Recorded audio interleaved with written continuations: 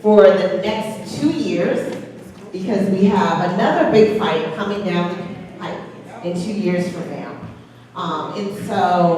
Unfortunately, Ms. Matthews does have to leave, but we do have, oh, her cell phone, thank you. Hold on one second.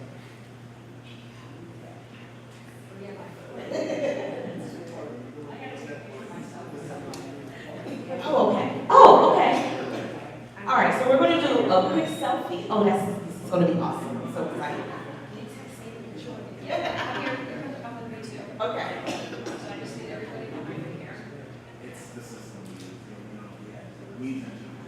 It's social media, guys. This will be on the MD Dems Twitter site, Facebook, and also I am KM for the number 4 Maryland, KM for MD. Okay, here we go. Okay, everybody behind us. Wait, say hi. Everybody come in the middle. Come in the middle. Yay! Thank you.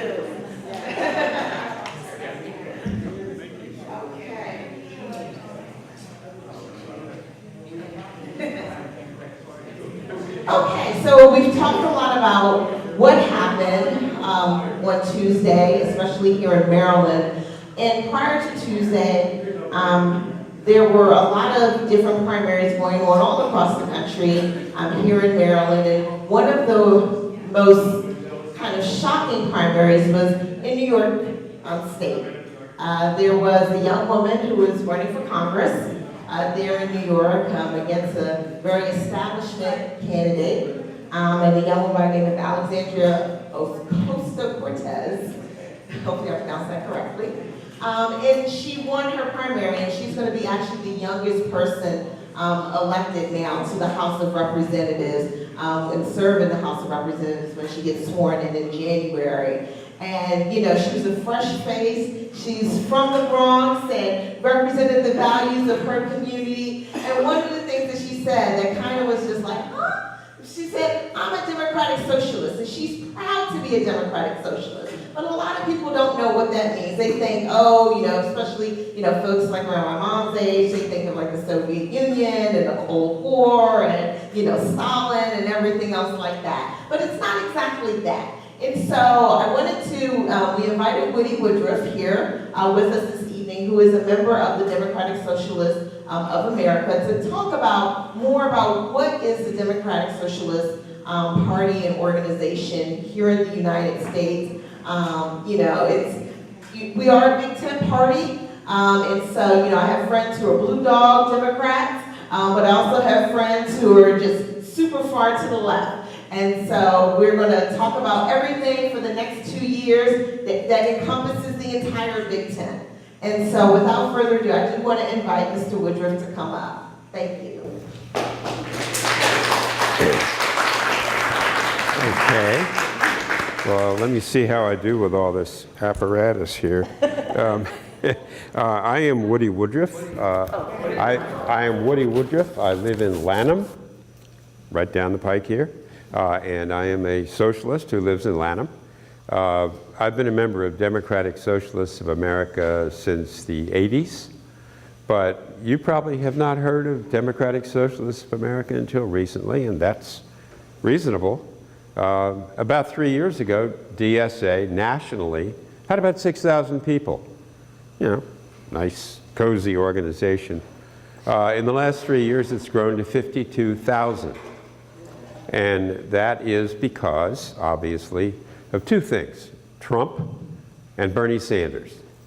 And it seems like a startling change, but it's not, I think, really. People have noticed for a long time that inequality is not just a casual thing, it's an institutional thing in the US, that it has become kind of pervasive rather than occasional. And they were ready, they were primed. And I'm not just talking about young people who never experienced the Cold War trauma, you know, the whole Cold War anti-Soviet thing, like those of us who are of a certain age. But young people were primed to hear Bernie Sanders when he came along. And he said, I'm a Democratic Socialist. He has been for his whole life, his whole political career. He was comfortable with it. And the fact that he was comfortable with it resonated with a lot of people, not only young people. Just people who noticed that, that banks were suddenly running things, and that people who were, acting criminally in banks were still going to the country club instead of to jail. All of those things meant that having Democratic Socialists of America suddenly become a very large organization shouldn't be that much of a surprise. The U.S. has been priming itself for a slightly different perspective on socialism for a while, and Bernie Sanders came along and he decontaminated the S word for a lot of people. Okay? So, Democratic Socialists of America, not a party, it's a political organization founded by a guy named Michael Harrington. You might have heard of him. Back in the 70s, actually.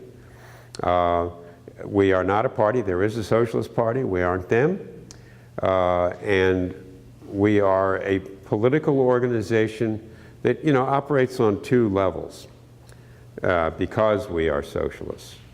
On one level, we actually do a lot of political work. We don't run candidates as Democratic Socialists, but we seek out candidates who seek us out because they know that DSA people are hard workers in campaigns.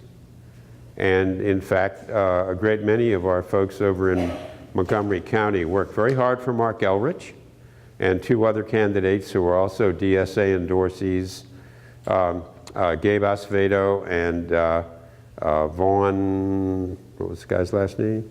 Both running in Montgomery County. So DSA does political work, does work on campaigns. We do the grunt work, we do the canvassing, and a lot of us are pretty good at stats and crunching numbers. So DSA people are engaged in that. We also do real socialist work outside of the political operation. People in our downtown organization, and I'm a member of Metro DC, Democratic Socialists of America, which has members in DC, members in Northern Virginia, where we have a branch, a part of our local, and in Montgomery County, which is big enough to have its own branch, but also part of Metro DC. Metro DC operates a lot of other stuff. We do, for instance, work on trying to make sure that people understand and can pursue their rights under anti-wage theft laws.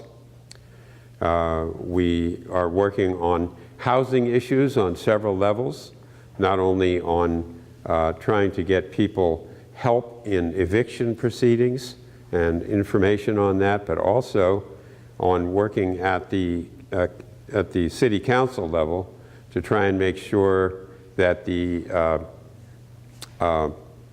comprehensive plan renewal does not get colonized by developers. And instead, we fight gentrification, that's the word. We fight gentrification in DC. So we do a lot of work at different levels. We have about 2,000 members in Metro DC DSA. So that's, a pretty good sized outfit. And in addition to that, we have we do a lot of educational work, both internally and to, trying to reach out to people to talk about socialism and why, there's sort of a socialist core to our problems. And the analysis that we apply says, actually capitalism is not going to work. We're all very comfortable with capitalism, or at least we're not uncomfortable with capitalism, even though we recognize that it is a good, that it is a series of entanglements that make our lives a little bit constrained from every direction. And capitalism will get you. And so it needs to be unwound. It needs to be dismantled. It needs a soft landing. Left to itself, capitalism will have a very hard landing. That will not be good. People will die. A soft landing for capitalism is probably the best thing we can hope for.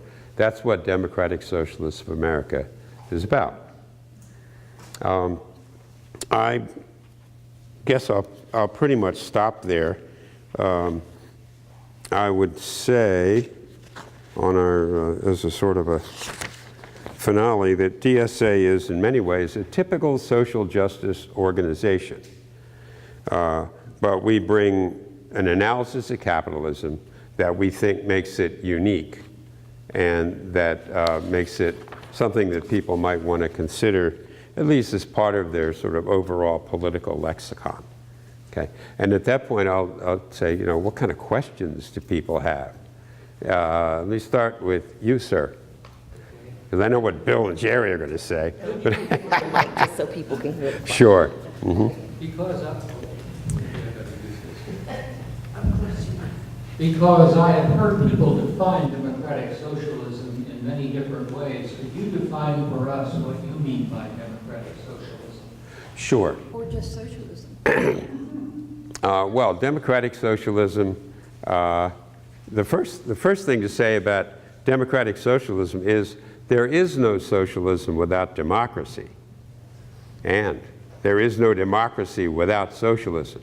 This is an old, you know, an old flip-flop that we in DSA have used for many years to help people understand that our brand of socialism, which, as Bernie says, is democratic socialism, is a socialism from the bottom up, not from the top down. The short answer to your question, I think, is that it is a political arrangement in which decisions about the allocation of resources are made by ordinary people, by all ordinary people, in a democratic fashion, rather than rather than by bosses and owners of corporations and so forth. Very quickly, do you believe in nationalizing the means of production? No. I would say that 99% of the people in DSA, not all, we're a big tent organization, as I say, but most of the people in DSA don't think that nationalizing the means of production is a very meaningful description. The means, say again? Is planning the economy? Planning the economy. People plan the economy now. Why shouldn't it be done by large numbers of people in a democratic fashion? I mean, you know, economies need to be planned. One of the yes, okay. So that's close to a definition of what you mean by democratic socialism. I don't have there is a paragraph that pretty much expresses sort of the DSA official stance on that very important question, because it is asked all the time. It's right on the front of our website, and I do, by the way, urge you, if you are at all curious about this, either to look at the national DSA website, which is dsausa.org, or to look at our local website, which is mdcdsa.org, that is metrodcdsa.org. And right on the front of our website, you will find the paragraph that I have totally forgotten, which is the one that essentially states that it is bottom-up decision-making, not only about who is chosen in the political process, but about how resources are allocated. Thank Yeah. you. Yes?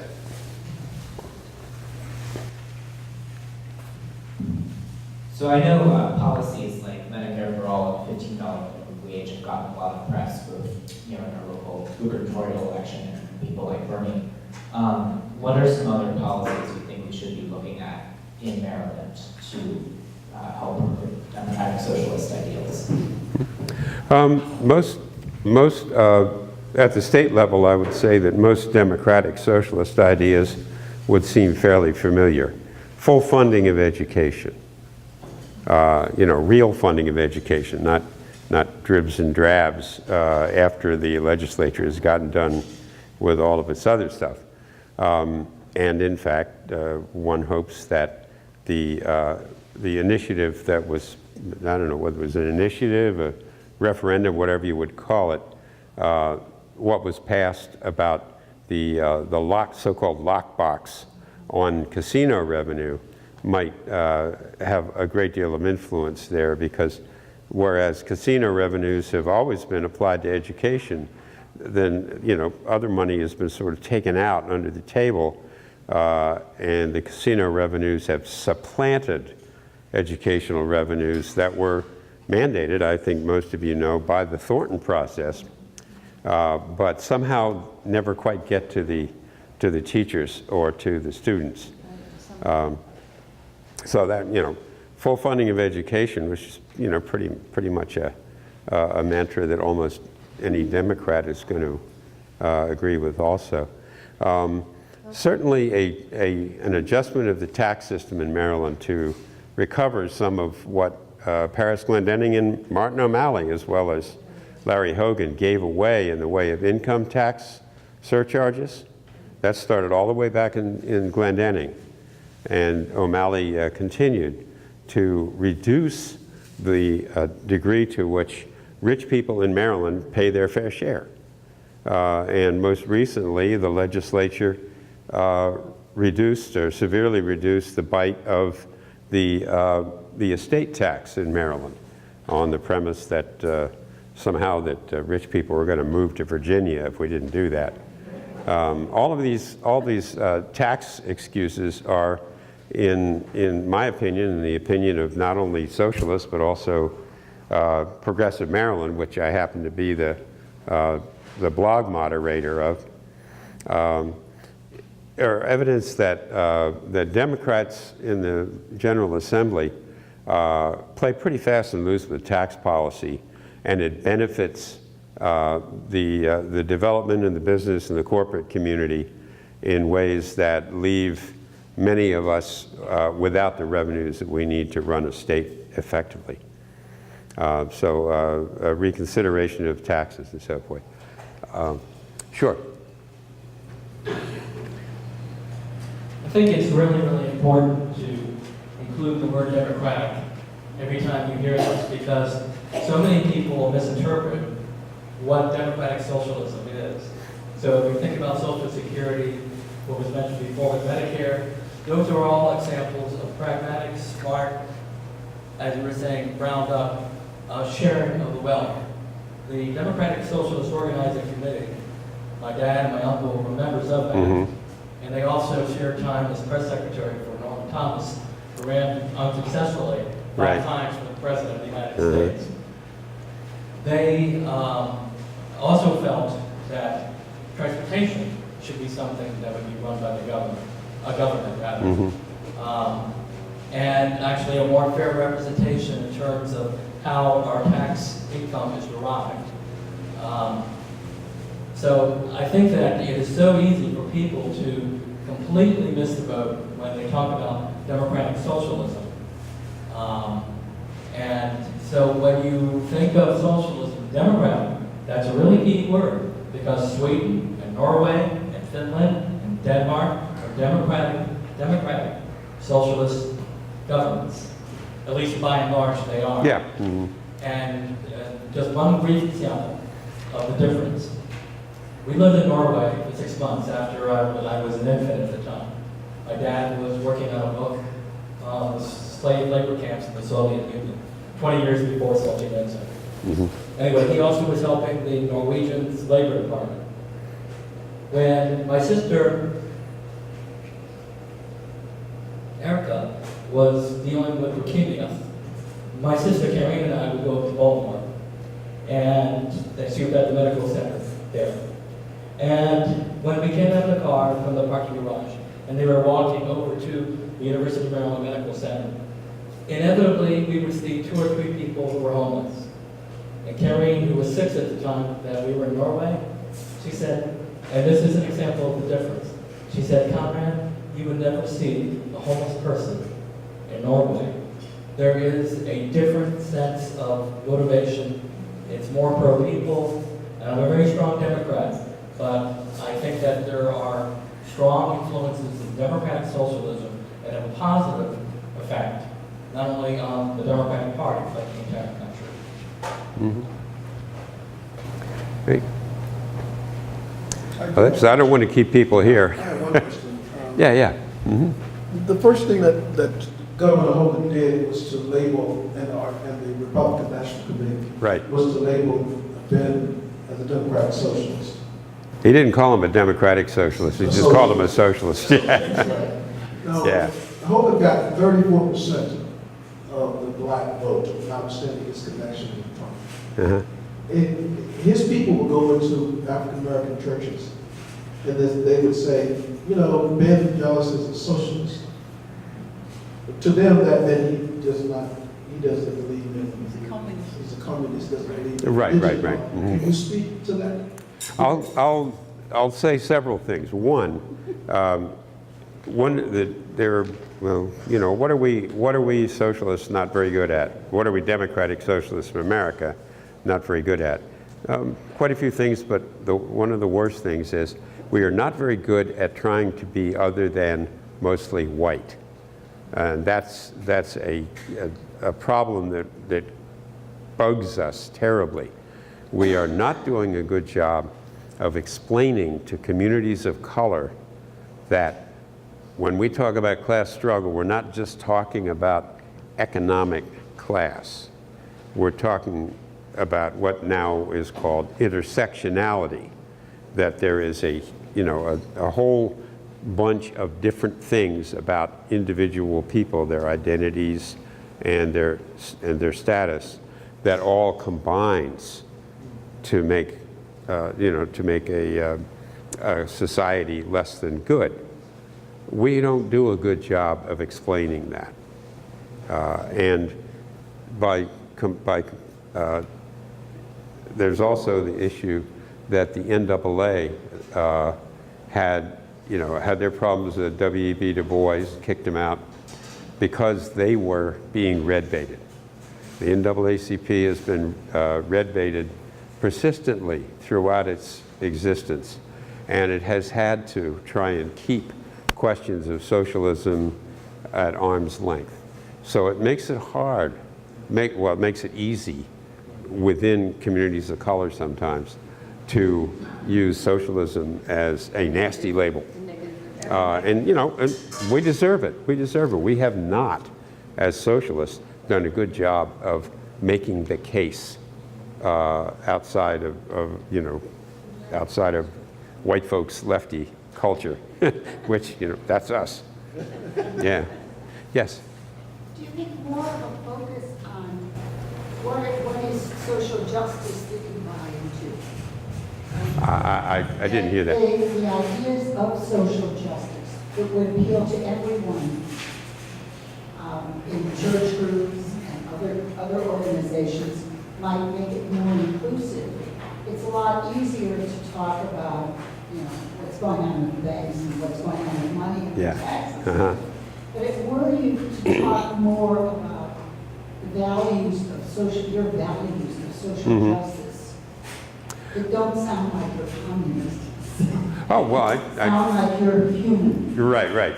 No, I think that socialists have actually, I think, done a rather good job of putting social justice into our mix.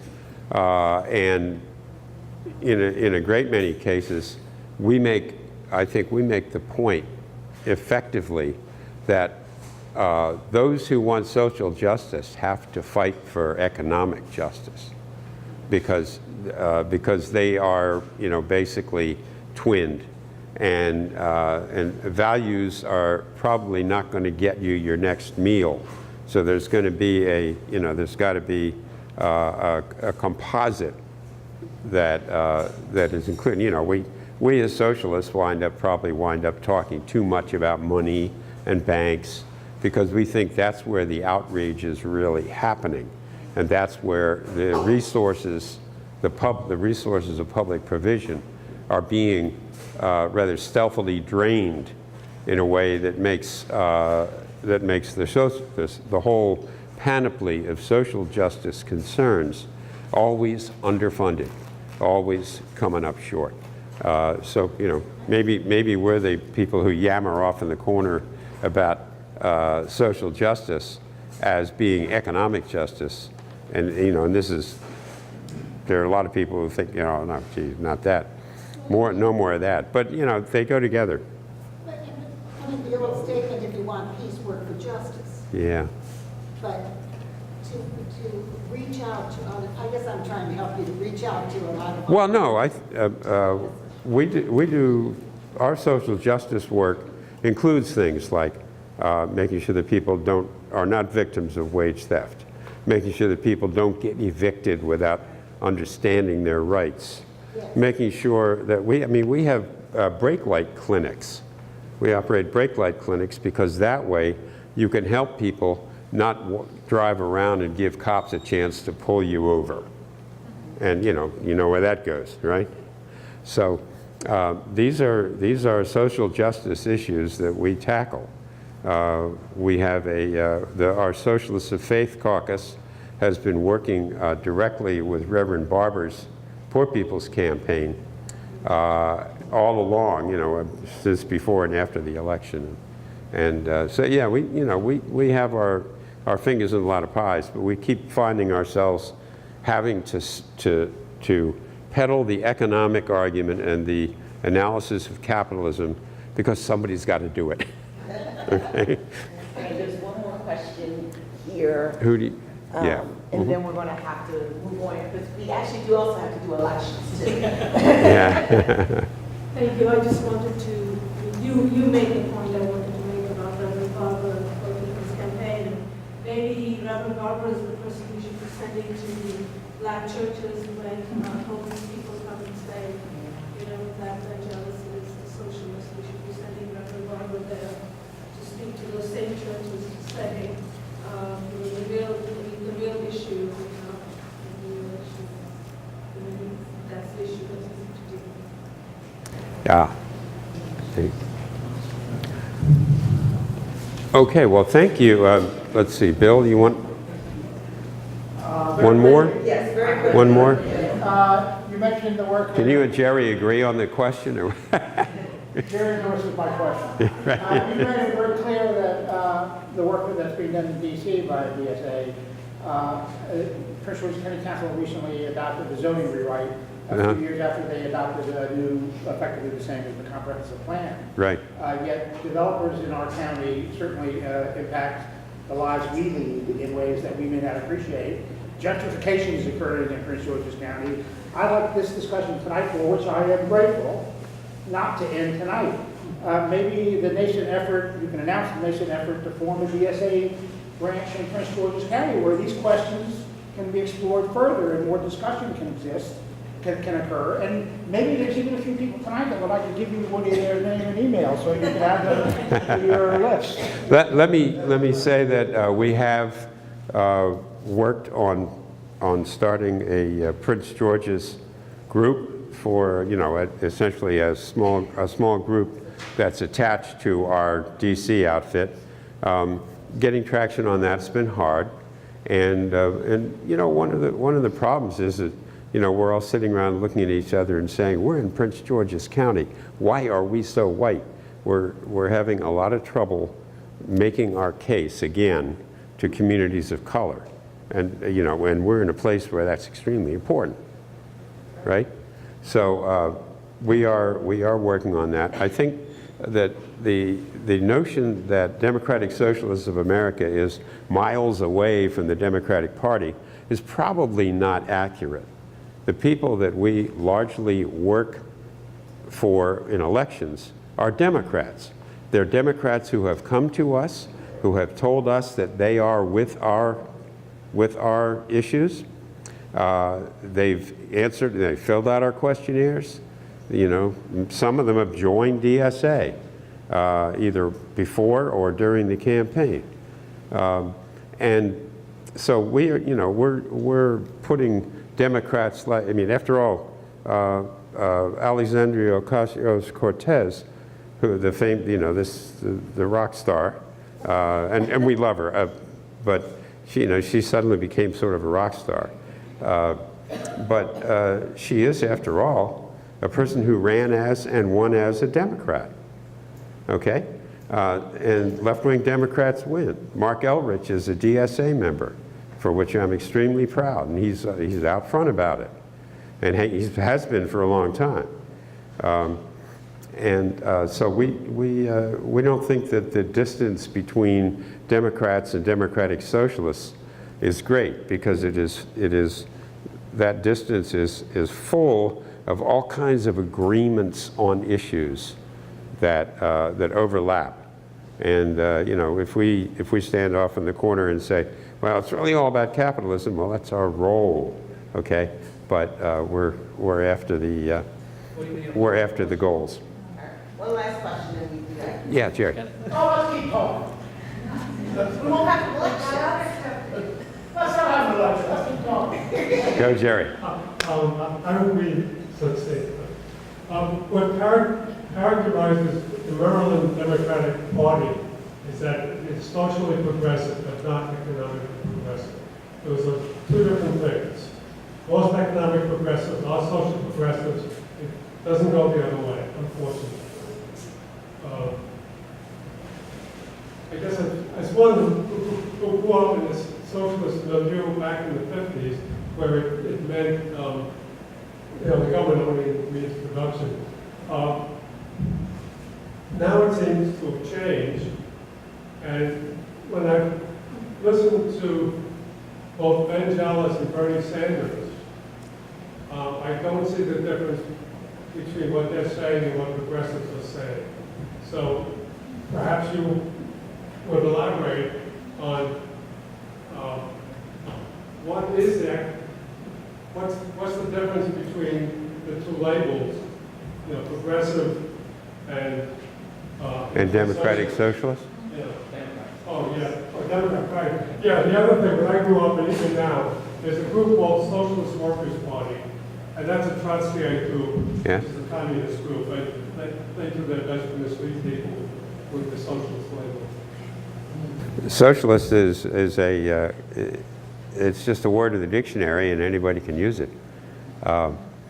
We like to think that we do a better job of it than the SWP, but they, you know, I don't want to trash our fellow lefties. They have some of them are actually better organized than we are, and you know, get some things done that we don't. So on the other matter of, well, what's the difference between progressive and democratic socialist?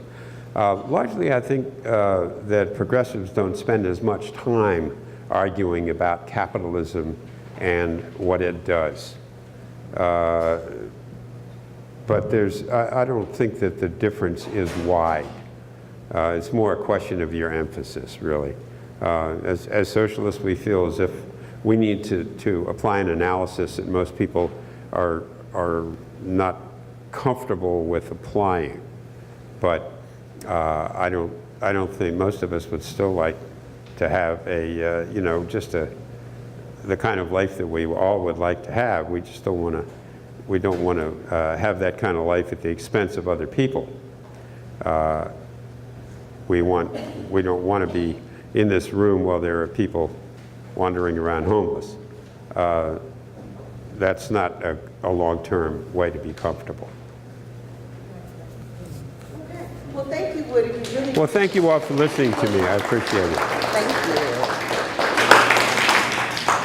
Okay, so next on the agenda, we have minutes and reports, but we're going to just skip over the minutes and reports. We'll save those for the next meeting, because I forgot to put on here that we do actually have to do elections as well. And so I'm going to invite Conrad Hurley to come on up, who's been spearheading our nominating committee.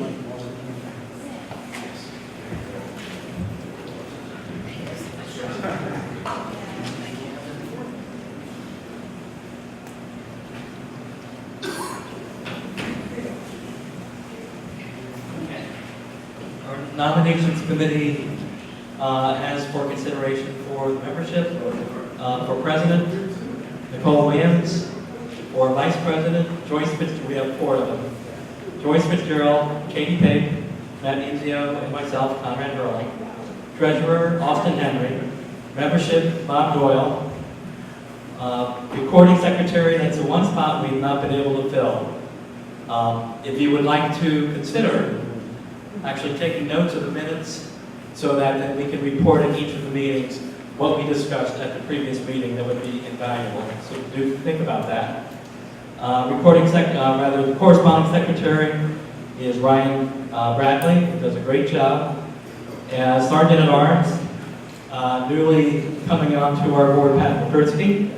And for the hospitality committee, and they're invaluable, Sarah Henry, Lynn Doyle, and former vice president, Darrell Pennington. Is there a motion to move for acceptance of these nominees? It's been so moved by Mr. Henry, and a second. As well, all those in favor? Say aye. And do we need a motion for acclamation, by acclamation? Pardon me? You mean see if there might be somebody here? Is there anybody with wonderful prompt from our president that would be interested in being our recording secretary? And if not, I'll be in touch with each one of you. I'll come by at 2 in the morning. Okay, all right, our motion's been adopted, and we now have our new board of directors. Thank you, Conrad. You're welcome. All right, the next order of business, and we'll go pretty quickly because I know it's starting to get a little late, is the wish box that we do have up here for this evening.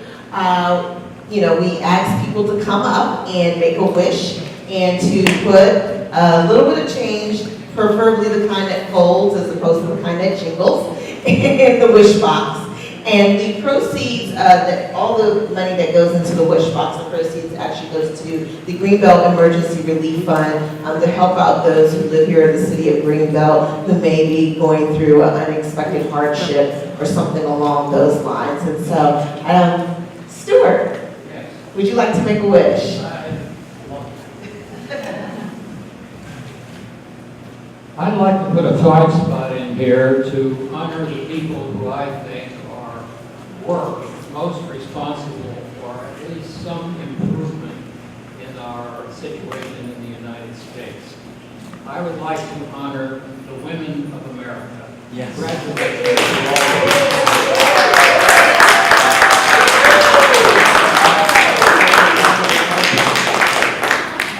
Would anyone else like to make a wish? Okay. I'd like to thank every one of you who did anything in this election to elect Democrats. Everyone. Every phone call, every email, every text, every call into a radio host, every article, everything. Every time you try to convince someone to vote, not even knowing how they can vote. Thank you.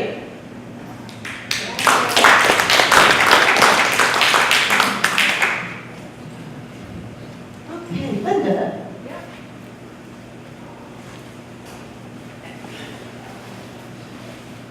I don't know, like everybody, so much on my mind. I mean, I've been down. I go to Florida, I'm really excited. Maybe Bill Nelson's going to pull it out. I'm really excited, and maybe even African-American governor. I wanted to ask Kathleen why more wasn't made of that opportunity in Prince George's County to elect the first in history. I don't know why that wasn't said, but I'm really happy to hear Mr. Jellis is going to still stay on the job and promoting those progressive policies that Democratic Socialists and all of us have at our heart. But my $5 is just to wish y'all a very happy Thanksgiving. See you in December.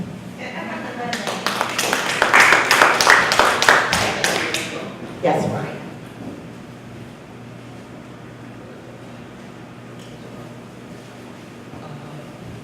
My wish is for the to California to go out quickly in a quick recovery and safe passage of all the victims of the fire.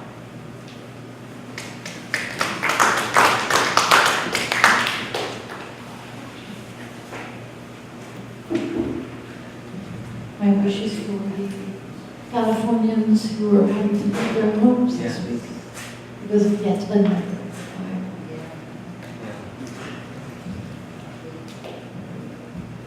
Okay, I would just make a really quick wish, that I wish that by some miracle, the next Congress will be able to actually get some stuff done. Like gun control. Like gun control, that would be really great, you know, especially in light of what happened this week, and it seems like every week there's always something. So I really wish that, you know, we'll have some sensible reforms. My wish is for the money. For what? Mueller program. The Mueller.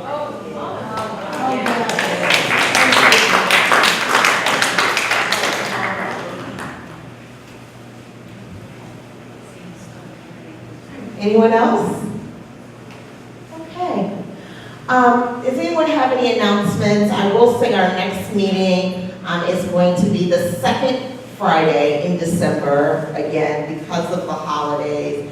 For our next meeting, that's typically our holiday social, we will have, the election has passed. Now, I did say Democratic nominee, but now Democratic-elect State's Attorney Aisha Braveboy will be our speaker at the next meeting in December, and she will do the swearing in of the new board, and we'll have some treats and goodies and things like that. So. Treats and goodies if you bring them. Yes, treats and goodies if you bring them. And that's the other thing I do want to remind that, you know, a lot of people are really great about bringing a snack, but we do encourage folks to bring something to share so that there's plenty of goodies for everyone to partake in. Any other announcements? We have T-shirts for sale over here. Yes, they're $10. As you can see, Lynn is modeling our most recent version of our Roosevelt Democratic Club t-shirt. If you're going to walk in the Labor Day parade, you do need your t-shirt. Yes, Connor. I just want to take a second to acknowledge and show appreciation to Greenbelt Access Television for covering our meetings, Yes. helping to get the word out, and it's an invaluable asset for our community. It is. We really do appreciate Kate coming out every single week, out to the general public, kind of our wonky things that we talk about in here. And really just kind of spreading the good news, so thank you. Any other announcements or upcoming events? No? Okay, well then, if there aren't any other announcements, there are some goodies and treats that have been sent out in the back, so please do help yourself, and I hope to see you again next month in December. Thank you.